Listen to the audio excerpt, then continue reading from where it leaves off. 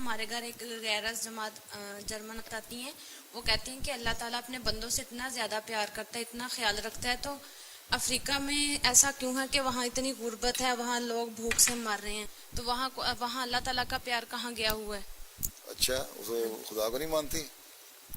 ضرور وہ یہی بات کر رہی تھی کہ اللہ تعالیٰ اپنے بندوں سے اتنا پیار ٹھیک کرتا ہے، ہے. تو پھر اللہ تعالیٰ نے دو قانون بنائے ہوئے ہیں.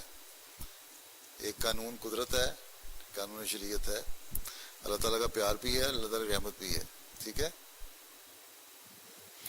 اور اگر کوئی کام نہیں کرے گا یا نکما ہوگا یا خود بیماریاں بے شمار بیماریاں آتی ہیں، تو یہاں نہیں بھی لوگوں کو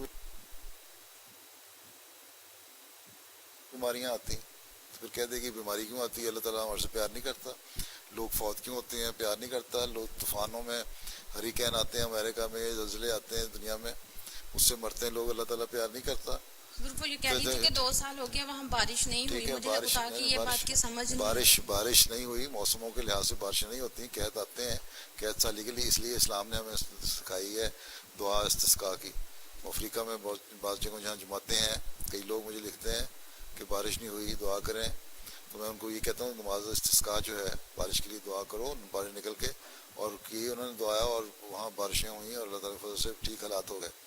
تو کچھ تو بارشیں نہ ہونے کی وجہ ہے، لیکن کچھ ان کے اپنے قصور بھی ہیں کہ کام نہیں کرتے، نکمے بھی بیٹھے رہتے ہیں، صرف دوسروں کی قوموں کے سے مانگ کے کھانا ہے. اور اسی لیے اللہ تعالیٰ نے رحم کرتا ہے، اس لیے اپنے بندوں کو کہا کہ جو میری صفت ہے رحم کی وہ تم لوگوں کو بھی اپنانی چاہیے.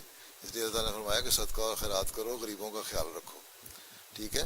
تو یہ جو ملک جو اپنے اتنے جو فصل ہے اور دودھ ہے اور مکھن ہے اور گھی ہے اور سب کچھ ضائع کر دیتے ہیں اور پھینک دیتے ہیں، ان کو چاہیے نا افریقن ملکوں میں بھیجا کریں تاکہ ان کی خدمت بھی ہو.